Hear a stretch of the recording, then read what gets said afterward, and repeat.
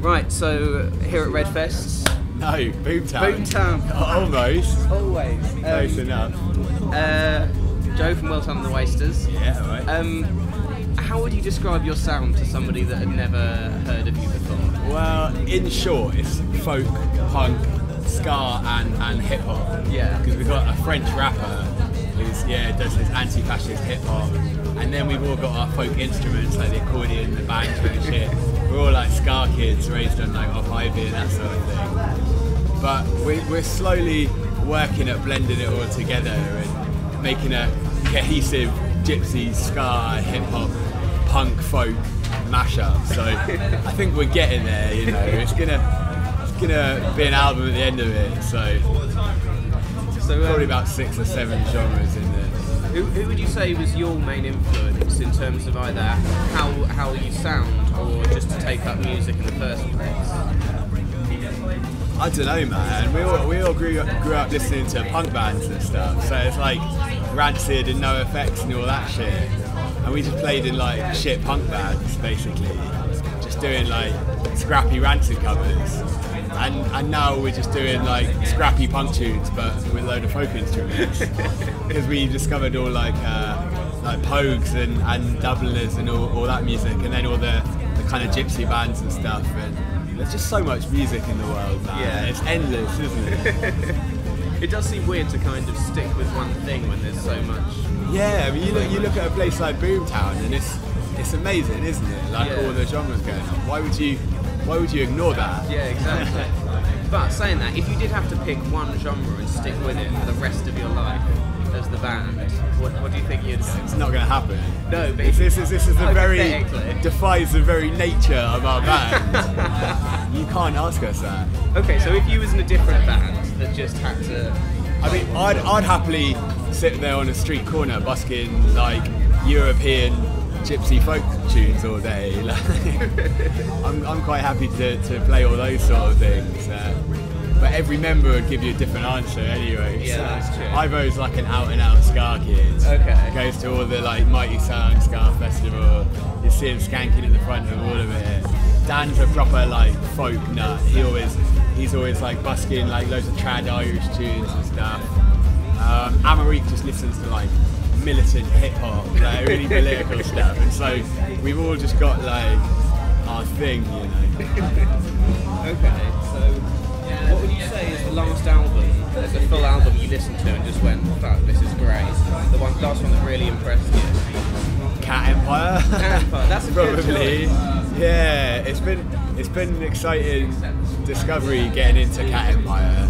So I think they've done the kind of genre mashup like really well. It sounds flawless, doesn't it? Yeah, it's really unified. Like, it's got quite a distinctive sound. They know their stuff. Yeah. So the question I'm asking all the bands is, if you had to kill and eat one member of the band, who would it be? I had to kill a member of the band. If you had to kill them and eat them, one member of the band. Well, so would it be which member's the tastiest, maybe? Well, it's down to you. Oh, man. You can go for substance, you can go for flavour, you can go for which one you hate the most, you can go for... Maybe which one would be the easiest to kill. Yeah. Therefore, making it a slightly, less painless sort of operation. Kill and eat a member of the band. I reckon Ivo would be quite stringy. He's quite a wiry one. Probably Will Tun, I reckon. Just because it would be a controversial incident. Like, you've killed Will Tun. You're a real waster now. You murdered your lead singer. That's a turn out of the books, isn't it? Singing about unity and positive vibes, eating your singer. God, you guys are dark horses, aren't you?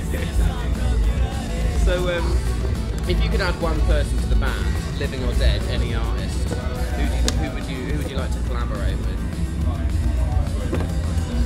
Oh man, that's tough. It is a tough question. Yeah. I don't know, man. I would say Shane McGowan from the Pogues, but I don't think he'd be that good to collaborate with.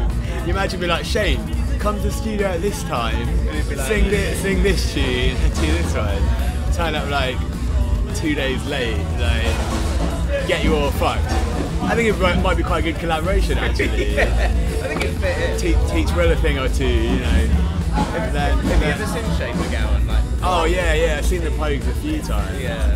He's actually like keeps it together pretty well. Like everyone's like, oh, he's shit. He's like can't do it. He's a mess.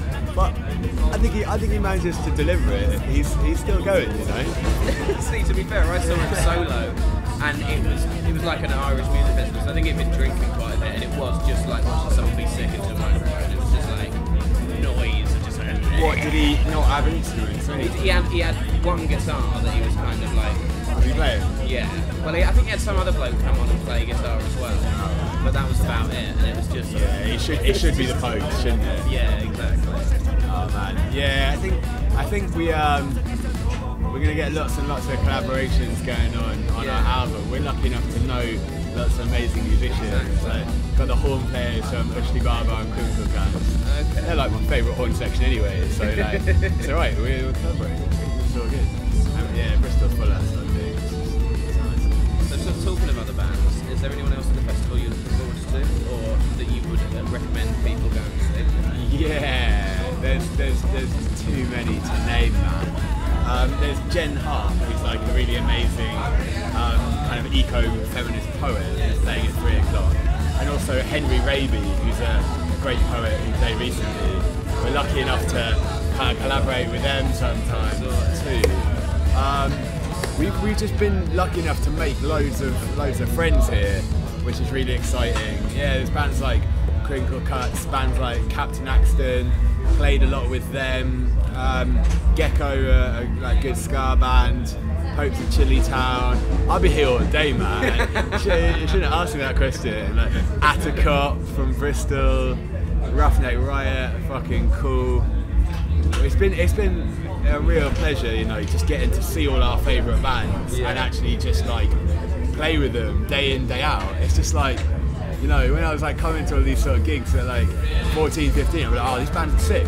And now we're just like playing with them all the time and stuff, which is wicked, isn't it? 4th year playing here, which is it's a real honour, you know. Do you play a lot of festivals then? Do you go to a lot of festivals when you're not playing?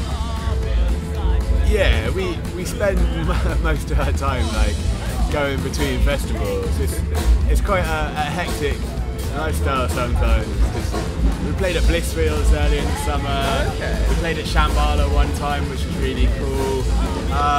There's all the kind of alchemy festivals, really cool. Bearded Theory, that's really good. Yeah. They really like worked their way up and made it something special. We're actually organising a stage at a festival next year. Oh really? What festival? Yeah, well it was called Gear Fest last year. Okay. There's a guy who run it, it's called Marcus Gear. But everyone thought it was like sounded too druggy or something. It does a little. Like, what, did they think people would just be shooting up smack in the field or something? Gear Fest, like get a bit train spotting on it. It wasn't quite like that.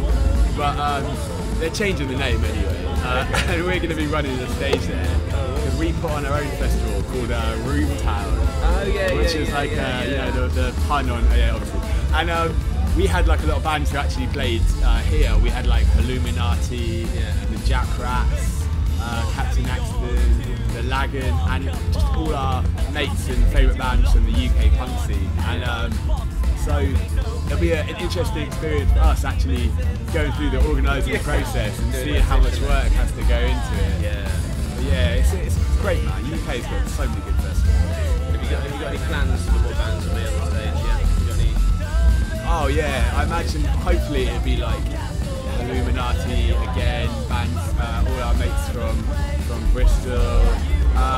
Used to live in Norwich, and there's been a really good scene there actually. They're starting to get a bit more into the Boomtown lineup now, and we're also from around Reading as well. And we've got mates up north. Jake and the Jellyfish are like a fucking amazing band. It's gonna be shit hot basically. We're gonna have a fucking banging lineup. Not to put too much expectation. And then we got lots of mates who play like acoustic punk sort of music. Yeah. And that's like a scene that doesn't really get that much attention, but like just so many good bands, man. Like Perky, who plays with Auton Lads, does her own humanity. Like once you know it's there, like it's really something quite unique. So I think we're gonna bring all them in too. Chapter 11. Yeah, It was supposed to be on Ash's album, but he never rang back. It never quite happened, did it? No. Well. So what's next for Will Tun and the Wastelands? What have you got planned? We're finally gonna fucking record our album. Awesome. Yeah. We've been going for like 4 years.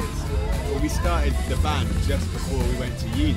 Okay. And yeah, there's 9 of us, so we all lived in different cities. And so we've been gigging, writing music, releasing music together, based in 8 different cities over the last 3 years. You know, there's been a lot of megabuses caught and a lot of time spent travelling, but now we're just going to knuckle down and get on with it and release that in February. Okay. Wait, actually I shouldn't say any dates. No, next year sometime. I want it to release in February. But yeah, man, I think that'd be really exciting. Like we're gonna do like the whole collaboration with MC Amalgam, do the ska hip hop thing, get loads of like guests on to do our album, and yeah, I really don't know what's gonna happen, but I think we'll tour that, obviously tour the album, hopefully do all the festivals next year, try and get out to Europe again.